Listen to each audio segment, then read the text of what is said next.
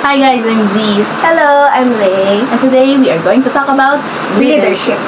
So Lay, I have very few questions for you. Number one, how long have you been dedicating your whole life to leadership? I have been dedicating my life to leadership as early as I was in elementary, specifically in 5th or 6th grade. So it has been more than 7 years already. How about you? I believe I have been dedicating my life to it for about 6 years now. It all started when I was in high school in campus journalism. How about you? When did it start? When did it start that you feel like this is my call?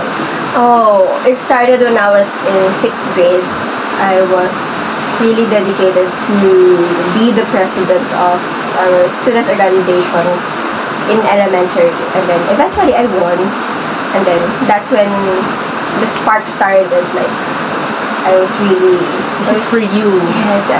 And I was really dedicated to make a lot of projects, and eventually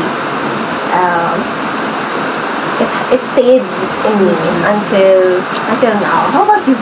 That's the thing about leadership, it doesn't stop. The call for it never really ends. You cannot even hang up the phone when you start answering the call for it. So, I know her and she's a really, really good leader, guys. Okay, so let me ask a question for you. Okay. How do you handle failure as a leader? How do I handle failure? This is a very tricky question because I do not usually label something that didn't quite happen as planned as a failure. I have always labeled these things as a learning event. Okay, this did not happen. Did we have a backup plan? If we didn't, okay, next time we will have a backup plan. But the reality is we fail.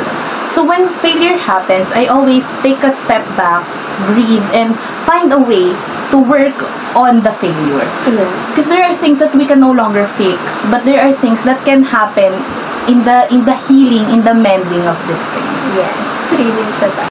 That's it. You're going to hear from us more next time. Bye!